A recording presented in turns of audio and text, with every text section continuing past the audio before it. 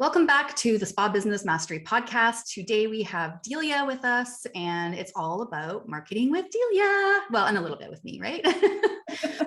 Welcome, dear spa owners. So glad you're here back on the podcast. We're all about supporting you with your spa business and strategy, as well as your marketing strategy.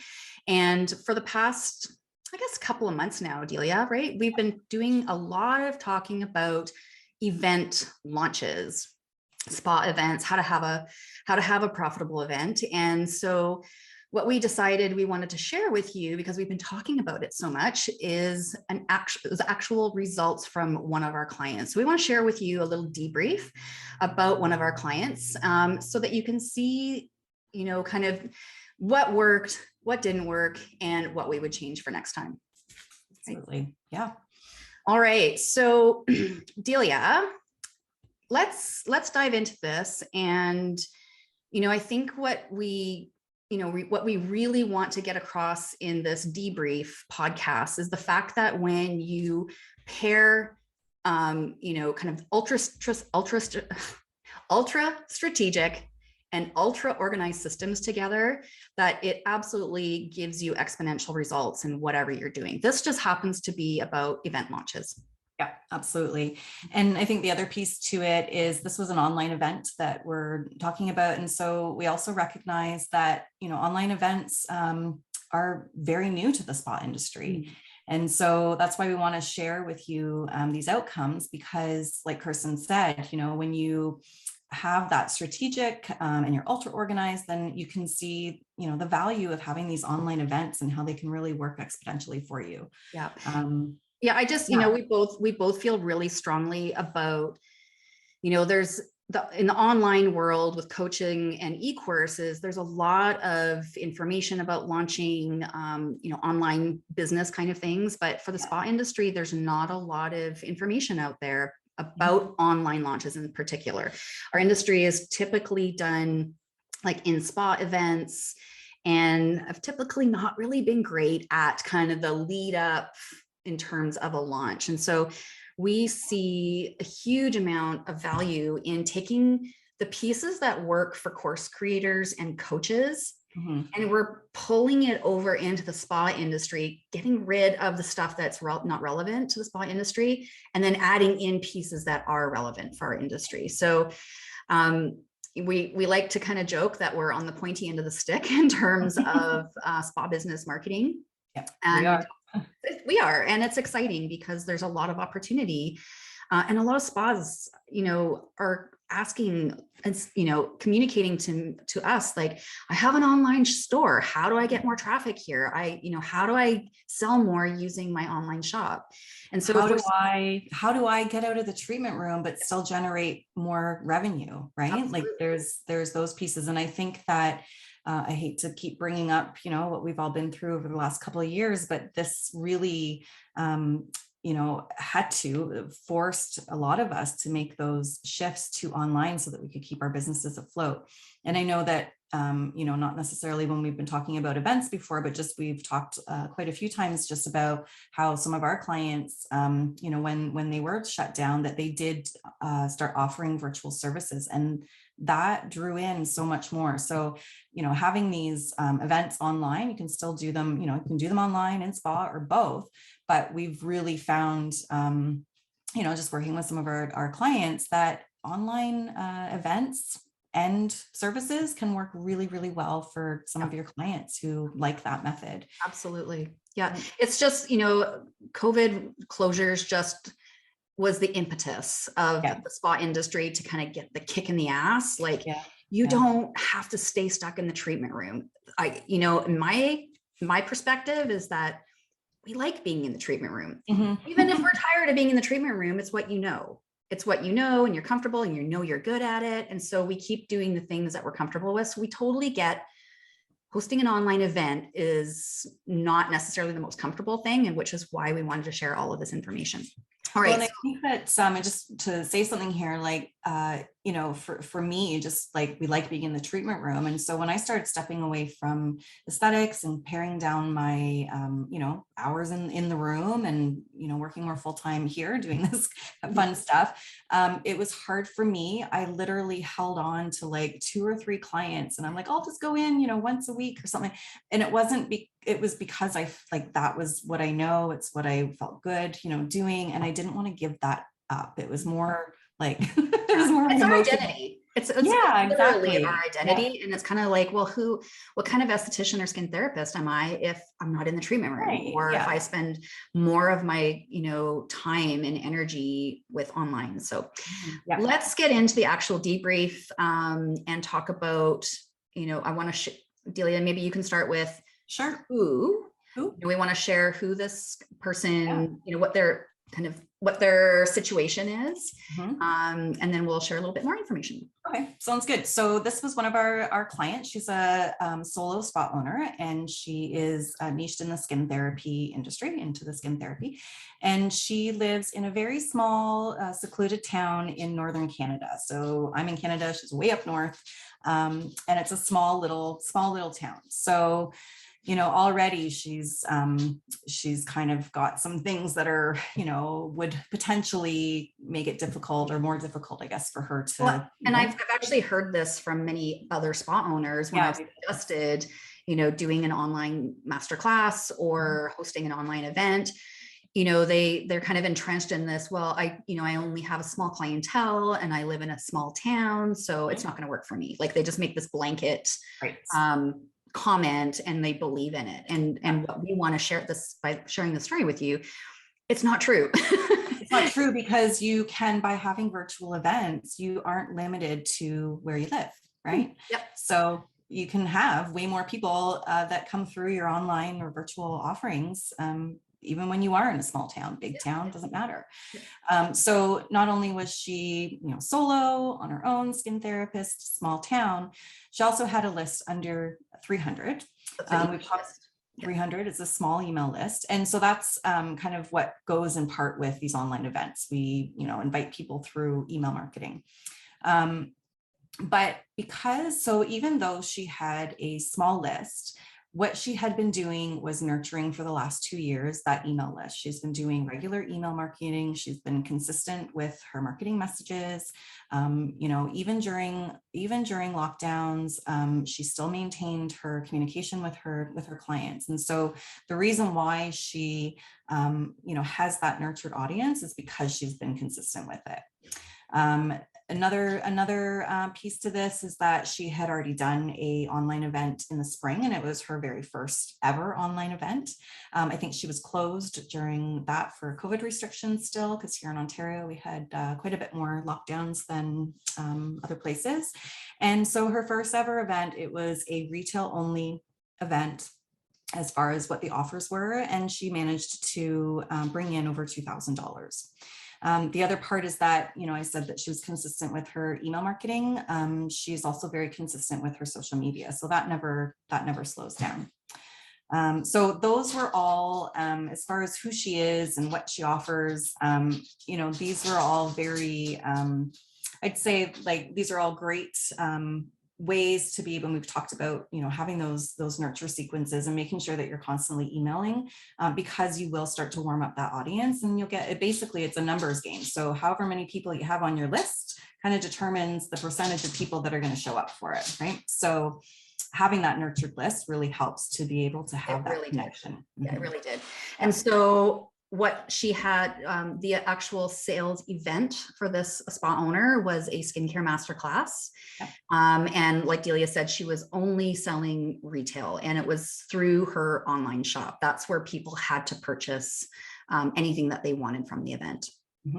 And so let's dive into what her, talking about goals. So we had a financial goal for her. And when we work with launch clients that are launching an event or having a sales event, we actually create good, better, and best goals so that we have a range in terms of, you know, afterwards when we debrief. And so we created sales goals with this client, and there were sales goals that were split in this event that we did in the fall for her. So she had a retail offer, which was, I think there were holiday boxes, right? She had her holiday boxes. Yep. So we had a goal of, X amount of holiday boxes to sell. She had a service offer. It was a service series. And so we had a number that was a goal in terms of selling. And then we also included a January bounce back offer to attendees. And so there was, expectations in terms of people booking a January facial and using that bounce back coupon. So those were our sales goals, and they were, the actual goals themselves were basically like gross sales for the event. Yeah. Now, so we want to make sure that you're comparing apples to apples when it comes to sales goals, and then having like a debrief at the end in terms of looking at what actually transpired in terms of sales compared to what the goal was. So that's why you want to make sure that you have your sales goals as far as gross. But if you need to have profit goals, that's something entirely different that you'll have to work out as well. And so you just want to make sure you're comparing apples to apples and oranges to oranges at the end with your debrief, so that you're not skewing what your success markers actually are. Yeah, you're not measuring your sales goals against your profit goals. They're two separate entities that have to be totally considered. different. Yeah. Okay, so now we want to share with you what we felt worked really well with her event. Delia, do you want to take this part? Sure, because this is exciting. So, she had a very successful event. Obviously, we had some benchmarks from the event before. So the idea was to, carry on with our process and keep, increasing and improving as she continues with her events, because she'll continue to do more. She's had such great feedback and results from it. So as I mentioned, she had a really warm email list, and that was because she was doing monthly newsletters to her clients. She had already been offering online skin coaching and virtual facials. So she was doing that, like I'd said, through her lockdown. And I'd say pretty consistently for the last 18 months, I think she's been doing that. Both her virtual and online purchases, her marketing messages were very consistent across all platforms, all of her marketing platforms. And, this is really great because she really, really, really followed our strategy. She followed our action steps that we gave her. And, she was really, really nervous because when you're in front of people talking, I'm just talking to Kirsten, but even still, talking to all you right now, she's really nervous because there's so many factors that kind of come in. You're online. It's a little bit different than being in person in your own element in your spa. But she managed her emotions and she trusted our guidance. And so we were able to help her through kind of, here's how you're going to go through your event. And we had a full on, I think we ended up having about an hour and a half call to walk her through, create an itinerary for the event. We worked out, some of the scripting, and that's that part where you move from teaching to selling. We helped her kind of script that transition in there. So she was full on super nervous. Yeah. But having those pieces to help mitigate her nervousness. And she had lots of support the day of, so that helped as well. Yeah. And, the other part, and this is just part of our launch management that we offer and we keep track of, is that when we need to make any pivots, we recognize where those need to happen. So she was able to make sales pivots, and we, base those on real-time sales results. And so what's happening right now, and so that we can shift and pivot that message to maximize those revenue opportunities. And so, and this is not typical for events in general, what we're used to, but when we're doing these types of launches, whether it be in person or whether it be online, we have an open cart phase. And so the cart, being your offers, where they can purchase, is open even after the event. And so she had her cart open, and so you can still capture more sales. There's, so basically the sales event is not just, she was only online for an hour. Yeah. So her sales event would be 1 hour.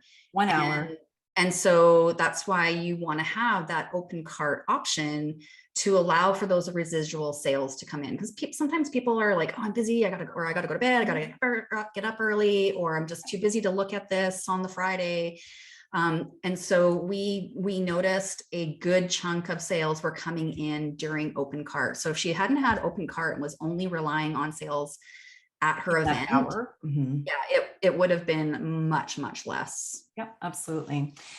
You know, and the other part is that she had a team that helped to manage the event evening so that she could focus on, you know, presenting her masterclass. So, you know, helping people in the back end, kind of getting people in so she didn't have to let people in as they were logging on. She did this event on Zoom. On Zoom. So she had an assistant who was on Zoom, who was moderating a chat and letting people in. And just if anybody was having troubles hearing, somebody was there helping her troubleshoot. She could just focus on the actual education. Yeah, otherwise it can get too distracting, and then everybody else has to, you know, be part of that distraction. So, and, you know, the other part that worked was that, and we recognized that, you know, as a process of putting something new out there, that she doubled her attendance from her spring event, right? So she already had her spring event, and then now we've had her fall, and her fall registration or attendance was doubled. Well, and actually, like her spring event, she sold out of her VIP tickets almost. She did. And that's, yes. And that was, yeah. And so that was a flag for us, like, ooh, we need to open up capacity because those tickets sold so fast, and we can help support or have more people online when she's got exactly. Assistants and stuff like that. Yeah. So doubled her attendance for the event. And then, you know, oftentimes when you have, you know, people register, not everybody shows up. So, but she had almost 100% show up rate. And I think the only reason, I think it was one person that couldn't show up, and it was a last minute thing that had to be changed. So really she would have shown up. Just to give people context, because I know the spa industry doesn't really know the benchmarks or metrics for, you know, event conversions and all that kind of stuff. But a traditional online event, like a webinar, even a free webinar, the show up rate, a good show up rate is only 30% of the people that registered for the event. Yeah. So that's considered a successful show up rate. Yeah. So, you know, this is why our spa industry is different, because you have a much warmer audience. Most of them have been clients with you, or at least getting emails, educational emails. And so because that know, like, and trust factor is so much higher than just a free webinar from, you know, an e-course creator, stranger. Just, you know, it ratchets up your attendance. So, and when you have people attending live, that is the goal. They're there to hear you. And again, it's that know, like, and trust factor, so that when you shift over into your sales, they're like all ears. What do you got? Yeah, what do you got? They already trust you. You're building on that trust throughout the event.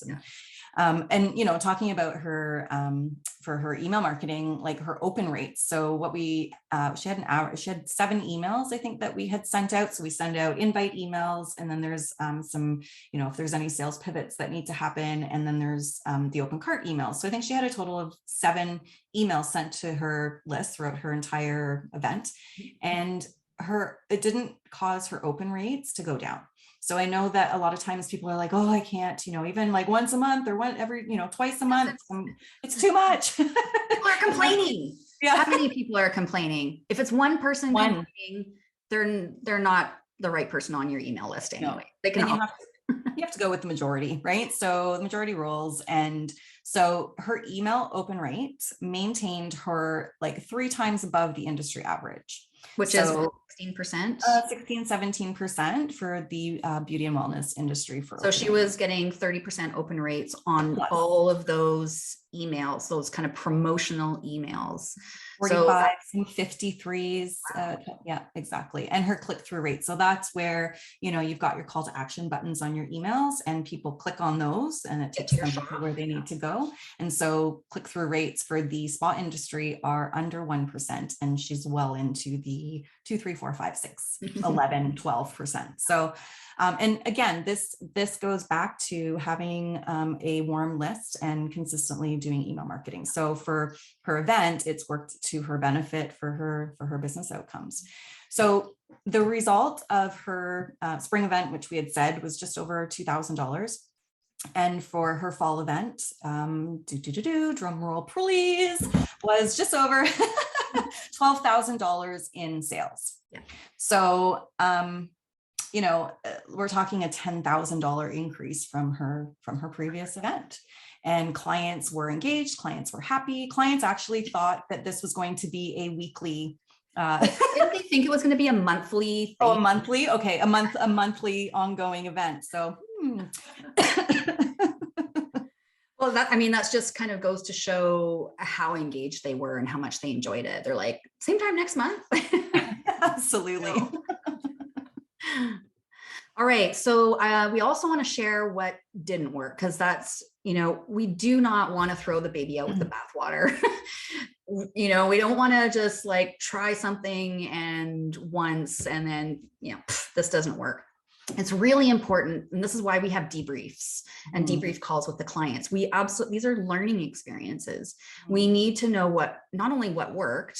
We can't just blow sunshine up our butts about this. We need to learn from it so we can course correct for the next event. Because sometimes you just don't learn about something unless you've gone through this process. So I was actually just speaking to a client, a different client, about her Black Friday sale. No, it wasn't her Black Friday sale. It was, she'd been doing ads and sending traffic to her shop. That's one specific product in her shop. And she couldn't figure out why she had conversions to the actual checkout page, but then nothing. She had no sales. And so it was realizing after we started talking, she was like, I said, there's got to be something on that page. Can you send me a screenshot? There's something causing people to stop at that point. Everything else has worked. And so as we started talking, she's like, oh, Square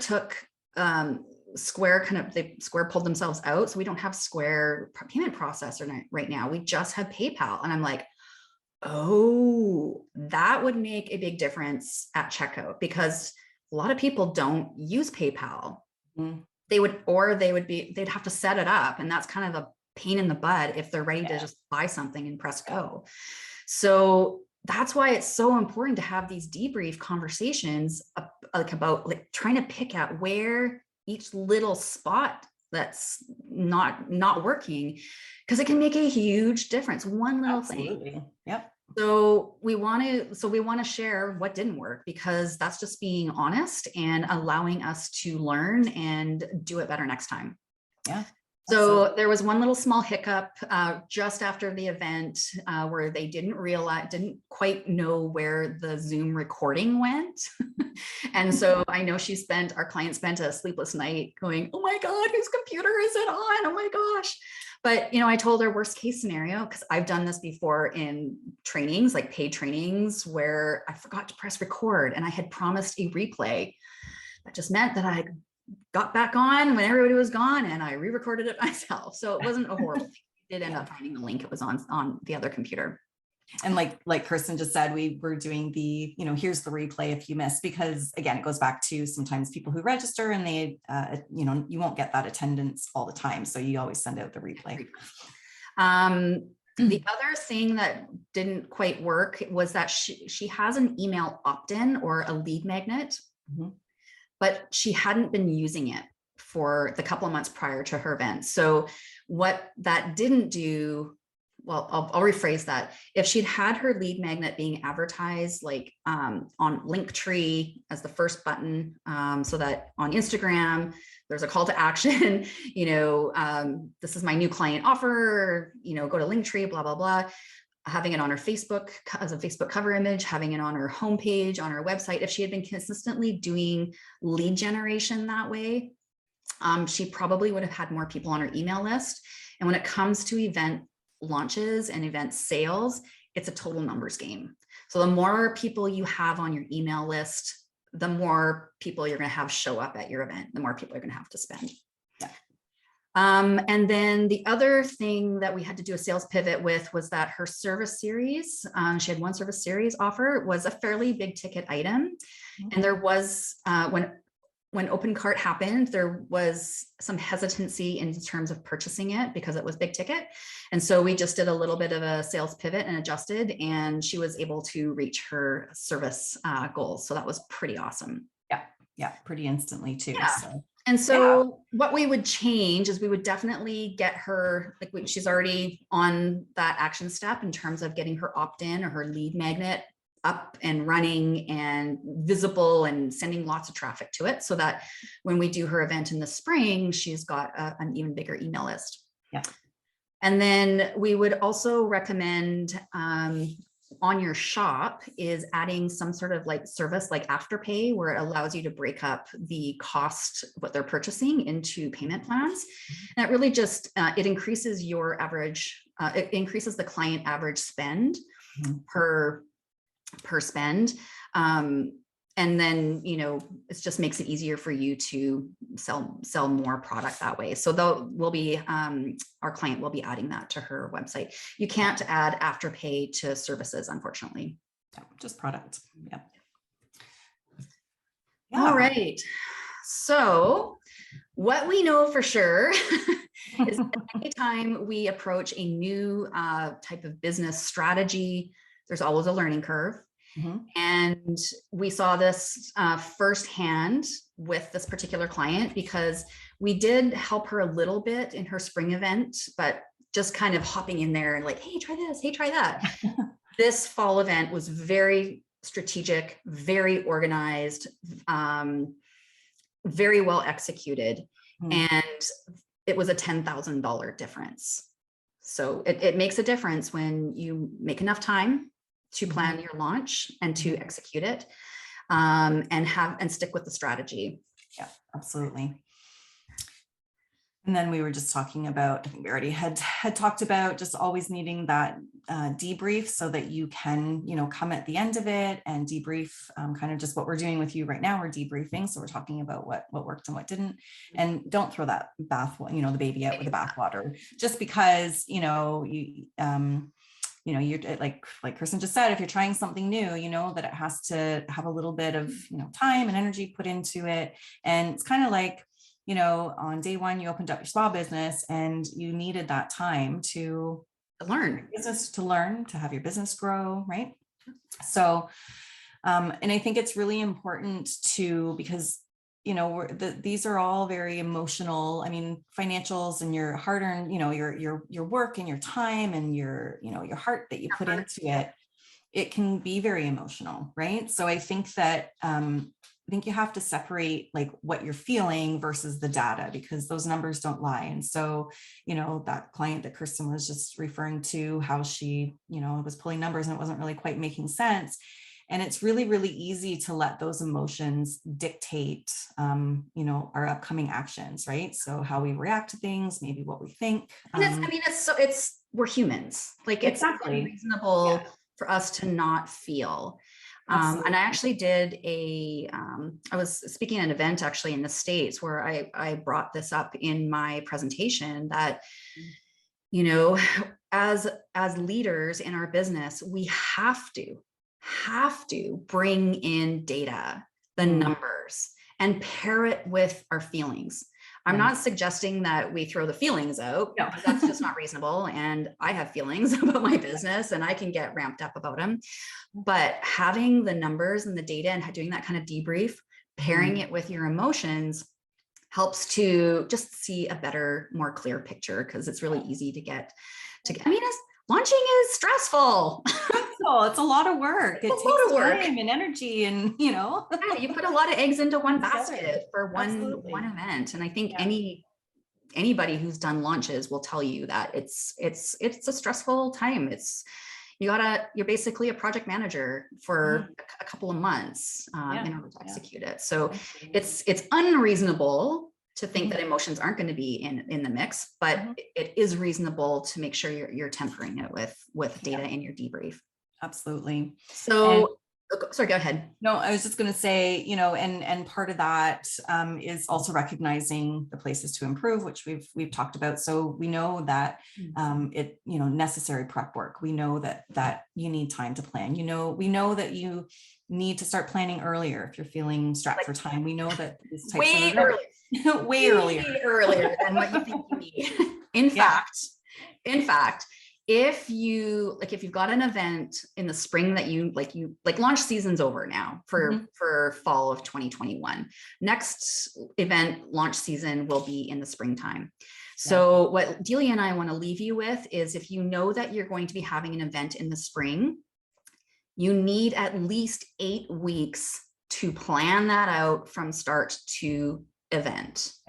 Minimum 8 weeks. Because otherwise there's just not enough time, especially if you're in the treatment room as well as trying to be your own project manager. It's a lot. So if you're doing an event at the end of March, what does that mean? Beginning of February, end of January, you need to put that in your calendar and get started on your actual event strategy. Like, big picture, what's happening with the event. And if you know you're doing an event in the spring and you don't want to do your own launch, then we can definitely support you with that with our launch management service. We're launch manager certified. I would suggest that you speak with us 12 weeks before your event, so that we and you have a month to do any kind of necessary prep work. So that when the 8 weeks before your event starts, we're actually hitting the jets with a strategy call. Absolutely. Yeah. All right, so that was our debrief on our spa client for her online event. It was really, there's lots of really great feedback from clients. Again, like Delia said, they were wondering if this was a monthly event. Our client was like, oh my God. And we're just like, and we're going, we can do something with this. She's like, no more ideas from you guys. We're going to give her a break. We'll give her a break. So we want to leave you with all of that information. If you know you're going to have an event in the spring, maybe bookmark this podcast and listen to it again, take notes, go back to our previous podcast where we're talking about launching and events, take lots of notes, and then give us a call in January to book a call, get a acquainted call, and we can talk about what it would look like for us to do your full launch management for you. All right. Thanks for joining us on Spa Business Mastery. Thanks again, Delia, for joining me. All right. See you, everyone. Bye.